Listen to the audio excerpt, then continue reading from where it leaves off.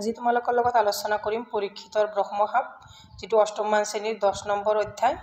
গতিকে চোৱা ইয়াতে যিখিনি দিয়া আছে পাঠটো মই গোটেইখিনি বুজাই নিদিও।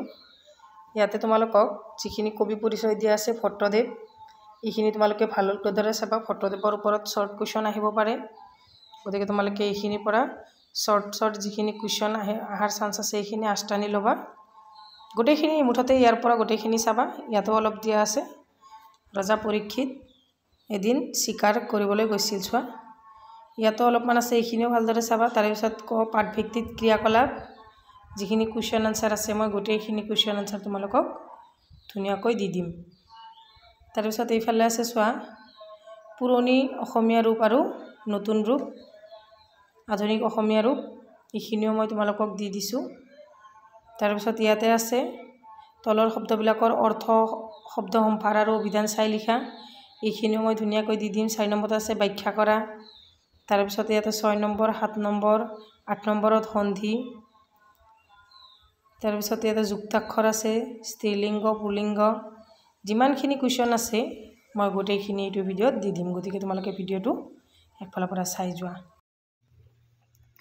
চোৱা চেপ্টাৰ 10 পৰীক্ষিতৰ ব্ৰহ্মসাপ। গতিকে প্ৰশ্ন পাঠভিত্তিক ক্ৰিয়াকলাপ তলৰখিনি চোৱা যে তলৰ বাক্যকেইটা পঢ়া আৰু উত্তৰ দিয়া। ইয়াতে দিছে যে ক নম্বৰটোত দিছে দেশন্ত মুনি চক্ষু মুদি সমাধি কৰি চাল আচন্ত এমন মুনিতে তৃষ্ণায়ে আকুল হৈয়া জল খুজিলা মণিয়ে চকু মুদি কি কৰি আছিল। এইখিনিৰ পৰা ইয়াতে কুৱেশ্যন বনাই দিছে। চোৱা মুনিয়ে চকু মুদি কি কৰি আছিল, যে মুনিয়ে চকু মুদি ধ্যান কৰি আছিল। মুনিজনৰ নাম কি আছিল? মুনিজনৰ নাম আছিল শ্ৰমিক।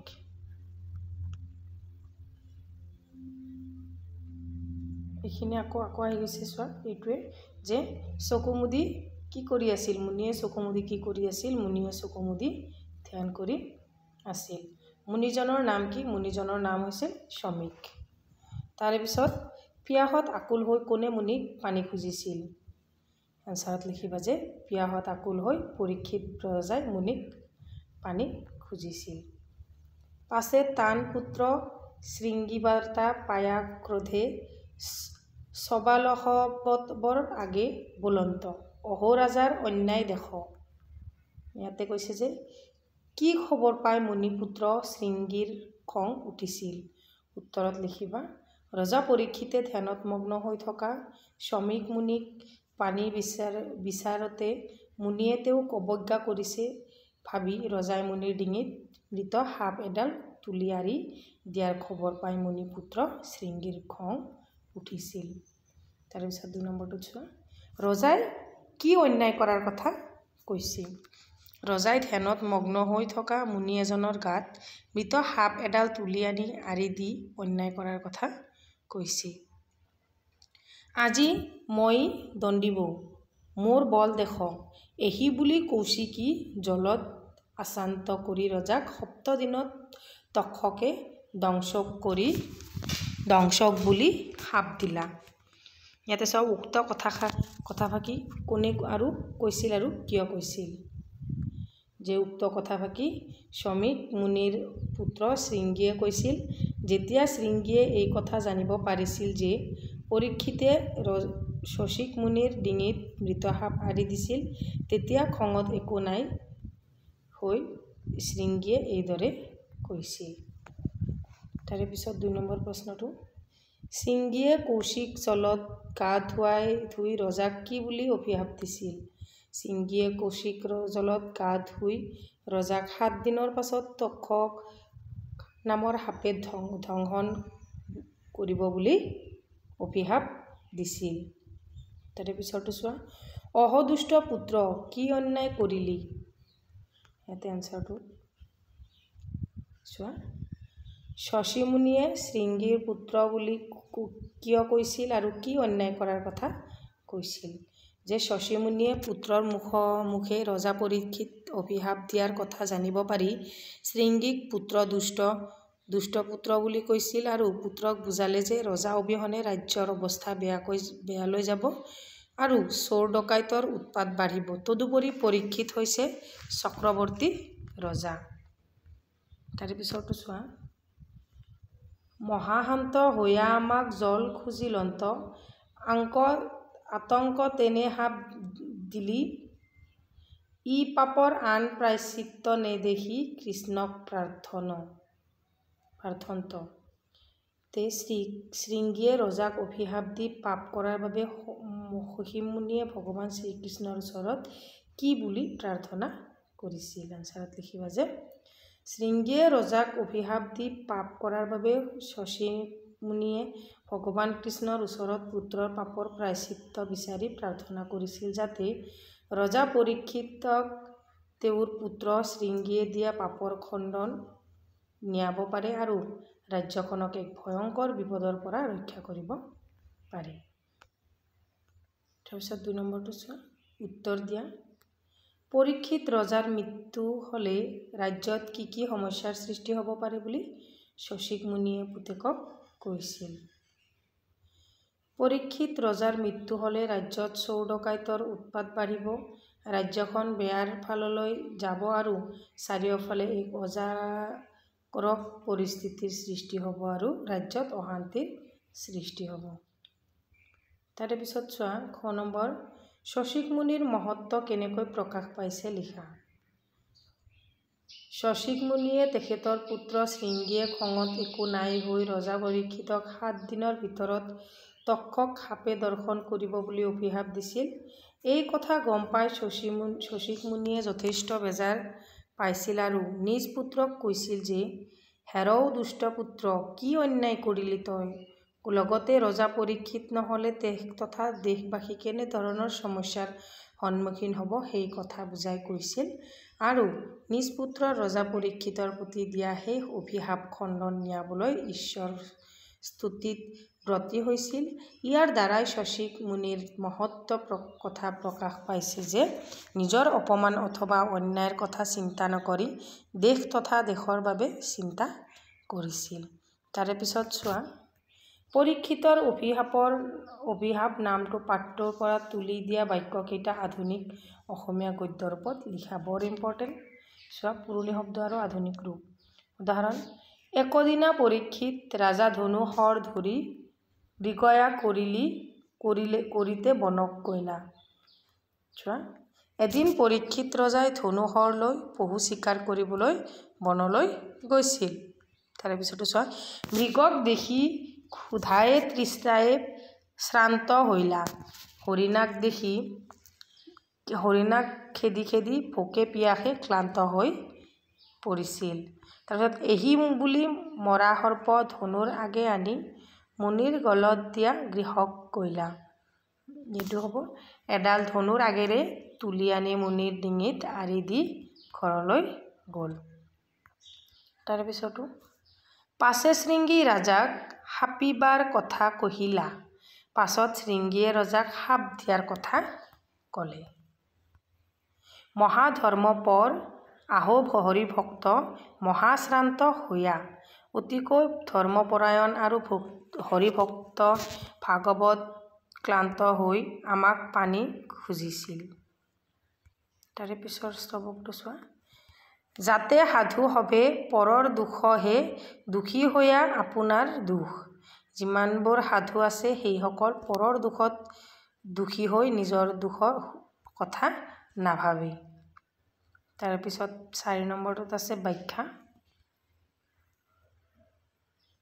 দাস হৈয়া স্বামীক অপকাৰ কৰে ব্ৰাহ্মণ সবে ক্ষত্ৰিয়ক ৰাজা পাতিছে। সি কোন আমাক দ্ৰোহ কৰে দুষ্ট নিয়ন্তা কৃষ্ণ বৈকুণ্ঠক গৈলে আৰা এতেকে অন্যায় কৰে। প্ৰথমতে পৰিচয়খিনি দি ল'বা ক'ৰ পৰা তুলি লোৱা হৈছে। উক্ত কবিতাফাঁকি আমাৰ অসমীয়া পাঠ্যপুথি অংকুৰণ পৰীক্ষিতৰ ব্ৰহ্মসাপ নামৰ পাঠটোৰ পৰা তুলি দিয়া হৈছে। চক্ৰৱৰ্তী ৰজা পৰীক্ষিতে এদিন মৃগয়া চিকাৰলৈ গৈছিল আৰু চিকাৰ কৰি ঘূৰি ফুৰোতে তেওঁৰ ভোকে পিয়াহে ক্লান্ত হৈ সৌশিক মুনিৰ ওচৰত পানী বিচাৰিছিল। কিন্তু সেই সময়ত শ্ৰমিক মুনিয়ে ধ্যানমগ্ন হৈ থকাৰ বাবে ৰজা পৰীক্ষিতৰ কথা শুনা নাছিল আৰু সেই কথাতেই খং কৰি পৰীক্ষিতে মুনিয়ে তেওঁক অৱজ্ঞা কৰিছে বুলি ভাবি মুনিৰ ডিঙিত মৰা সাপ এডাল আৰি দি আঁতৰি গৈছিল। পাছত এই কথা মুনিৰ পুত্ৰ শৃংগীয়ে গম পাই উপৰোক্ত কথাফাকি অৱতাৰ কৰিছিল। শৃংগীয়ে এই কথাত যথেষ্ট আঘাত পায় আৰু দাস হৈ নিজৰ স্বামীকে ৰজাই অপমান কৰে। যি ৰজাক ব্ৰাহ্মণ সকলে ৰজা পাতিলে, সেই ৰজাই এতিয়া মুনিৰ ওচৰত অত্যাচাৰ চলাবলৈ আৰম্ভ কৰিছে। দুষ্টক দমন কৰি শ্ৰীকৃষ্ণই বৈকুণ্ঠলৈ গৈ দমন কৰিলে। ৰজাৰ অন্যায় আৰম্ভ হৈ গ'ল। তাৰপিছত খ নম্বৰ বাক্যটো চোৱা। জাত সাধু হবে পৰৰ দুখেহে দুখী হৈয়া আপোনাৰ দুখ নুগুণে। উক্ত কথাফাকি পৰীক্ষিতৰ ব্ৰহ্মশাপ নামৰ পাঠটোৰ পৰা তুলি দিয়া হৈছে। চোৱা, সাধুসকলে যে সদায় পৰৰ দুখতে দুখী হয় আৰু নিজৰ দুখৰ কথা অকণো চিন্তা নকৰে, তাকে এই বাক্যফাকিৰ জৰিয়তে কোৱা হৈছে।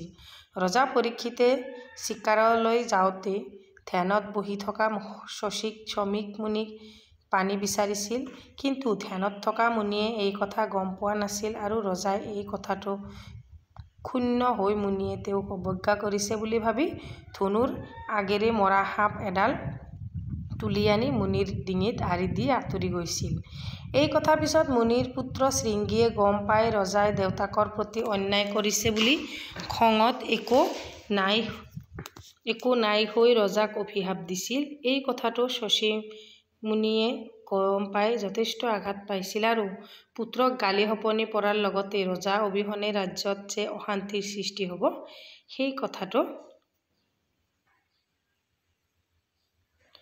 লগতে পৰীক্ষিতক কথাটো বুজাইছিল। লগতে ৰজা পৰীক্ষিতৰ সাপ খণ্ডন নিয়াবলৈ অন্য উপায় নেদেখি কৃষ্ণৰ স্তুতিত ব্ৰতী হৈছিল। গতিকে ইয়াৰ দ্বাৰাই মুনিৰ মহত্ব প্ৰকাশ পাইছে আৰু সেই প্ৰসংগতে কোৱা হৈছে যে সাধুসকলে পৰৰ দুখতেই দুখী হৈ জীৱন কটায়, অথচ নিজৰ দুখৰ কথা একোৱেই চিন্তা নকৰে। তাৰপিছত 5 নম্বৰটো চোৱা। তলত দিয়া শব্দবিলাকৰ অৰ্থ, শব্দ সম্ভাৰ আৰু অভিধান চাই লিখা। সমাধি মানে ধ্যান, বাহ্য জ্ঞান এৰি গভীৰ ৰূপে ঈশ্বৰৰ চিন্তা। তৃষ্ণা মানে পিয়াহ, হেঁপাহ। আকুল মানে বিবশ, বিবুদ্ধি। দণ্ডিব মানে শাস্তি দিব। কৌশিক বা কুশিক ঋষিৰ বংশত জাত। আচান্ত মানে আচমত। তক্ষক মানে নাগলোকৰ এক প্ৰধান সৰ্প। সাপ মানে সাও বা লোকৰ অশুভ হ'বৰ বাঞ্ছা। তাৰপিছত ব্যৱহাৰিক ব্যাকৰণখিনি চোৱা। তলত দিয়া শব্দবোৰৰ বিপৰীত অৰ্থ প্ৰকাশ কৰা শব্দবোৰ পাঠত আছে, বিচাৰি উলিয়াই লিখা। চোৱা, প্ৰজা ৰজা, নিম্ন উচ্চ, শান্তি অশান্তি বা অস্থিৰ, সুখ দুখ, প্ৰশংসা নিন্দা, উপকাৰ অপকাৰ, ন্যায় অন্যায়, অসমৰ্থ সমৰ্থ। তাৰপিছত 7 নম্বৰটো চোৱা। তলত দিয়া শব্দবোৰৰ অৰ্থ লিখি পাৰ্থক্য প্ৰকাশ হোৱাকৈ বাক্য ৰচনা কৰা। চোৱা, সাপ। প্ৰাচীন কালত ঋষিমুনিসকলৰ সাপ অতি ভয়ংকৰ আছিল। তাৰে পিছৰটো চোৱা, সাপে দৰ্শন কৰাৰ ফলত ল'ৰাজনৰ মৃত্যু হৈছিল। তাৰে পিছৰটো হৈছে টান। একমাত্ৰ পুতেকৰ প্ৰতি মাকৰ অতি হয় টান। প্ৰশ্ন কাকত টান হোৱা বাবে এইবাৰ পৰীক্ষাত বেছি সংখ্যক ল'ৰা ছোৱালী অনুত্তীৰ্ণ হৈছিল। শৰ মাৰি মৃগ চিকাৰ কৰাত ৰজাজন পাকৈত আছিল আৰু গাখীৰৰ শৰ খাবলৈ ভাল। সূতে কৈছিল, হৰিভক্ত হবে কোনোবাই অপকাৰ কৰিলে তাৰ ওলোটাই প্ৰতিশোধ নলয়। সূত। ৰথৰ সাৰথি শ্ৰীকৃষ্ণ অৰ্জুনৰ সূত আছিল। 8 নম্বৰটো চোৱা। শুদ্ধ উত্তৰটোত ৰাইট চিন দিয়া। কৃষ্ণ শব্দটোত হন্যস্ন যুক্তাক্ষৰটো ভাঙিলে হ'ব মূৰ্ধন্য য যোগ নিয় মূৰ্ধন্য হ যোগ প্ৰথম চ মূৰ্ধন্য হ যোগ মূৰ্ধন্য ন মূৰ্ধন্য হ যোগ ন এইটো হ'ব মূৰ্ধন্য হ যোগ মূৰ্ধন্য ন কৃষ্ণ তাৰে পিছৰটো চোৱা শ্ৰান্ত শব্দৰ শ্ৰ যুক্তাক্ষৰ ভাঙিলে হ'ব দ্ৰবিন্দ্ৰ যোগ তালিব হ মূৰ্ধন্য হ যোগ দ্ৰবিন্দ্ৰ তালিবাহ যোগ ঝ আৰু তালিবাহ যোগ ৰ এইটো হ'ব তালিবাহ যোগ ৰ মনত ৰাখিবা তাৰে পিছৰটো চোৱা অৱজ্ঞা শব্দৰ জৈনজ্ঞ যুক্তাক্ষৰ ভাঙিলে হ'ব বৰ্গা জ যোগ ন বৰ্গা জ যোগ দন্ত্য ন বৰ্গা জ যোগ নিয় বৰ্গা জ যোগ দ্বিতীয় এইটো হ'ব বৰ্গা জ যোগ নিয় হয়নে তাৰে পিছৰটো চোৱা 11 নম্বৰ পাঠত তোমালোকে ৰাজা পিতৃ ব্ৰাহ্মণ পুত্ৰ এই শব্দকেইটা পাইছা শব্দকেইটাৰ বিপৰীত লিংগ বুজোৱা শব্দ লিখা চোৱা পুলিংগ আৰু স্ত্ৰীলিংগ ৰাজা ৰাণী পিতৃ মাতৃ এইবিলাক পাঠৰ পৰা বাছি উলিয়াব দিছে ইয়াত কিন্তু পৰীক্ষাত এনেও আহি থাকে যে ৰাজাৰ বিপৰীত স্ত্ৰীলিংগ কি পিতৃ মাতৃ ব্ৰাহ্মণ ব্ৰাহ্মণী পুত্ৰ কন্যা বা পুত্ৰী 12 নম্বৰ প্ৰশ্নটো চোৱা পাঠ্য পঢ়ি পুৰণি অসমীয়া ভাষাত ব্যৱহাৰ হোৱা বৰ্তমান অতীত আৰু ভৱিষ্যৎ কালত ক্ৰিয়াপদ কেইটা বাছি উলিওৱা ইয়াতে টেন্সৰ কথা কৈছে কালৰ কথা কৈছে চোৱা বলন্ত হইলেও গইলা কৰিলা খুজিলা মাতিলা এইখিনি তাৰে পিছত আৰু নাই গতিকে তোমালোকে আজিৰ ভিডিওটো চাই কেনেকুৱা পালা কমেন্ট সেকশনত জনাবা যদি ভিডিওটো চাই ভাল পাইছা তেতিয়াহলে চেনেলটো সাবস্ক্ৰাইব কৰিবা তোমালোকে ভিডিওটো যিমান পাৰা শেয়াৰ কৰিবা তোমালোকৰ এটা কমেন্ট সাবস্ক্ৰাইব আৰু শেয়াৰে মোক বহুতখিনি ভিডিও বনাবলৈ উৎসাহিত কৰিব গতিকে আগৰ ভিডিওবোৰ যদি চোৱা নাই তোমালোকে প্লেলিষ্টত গৈ চাই লবা তোমালোকৰ সোশিয়েল সায়েন্স তাৰ পিছত সায়েন্স এছামিজ আটাইবোৰ কোৱেশ্চন আনসাৰ মই যুগুত কৰি দিছো তোমালোকে চাই তাৰ পৰা লিখি লবা থ্যাংক ইউ ফৰ ওয়াচ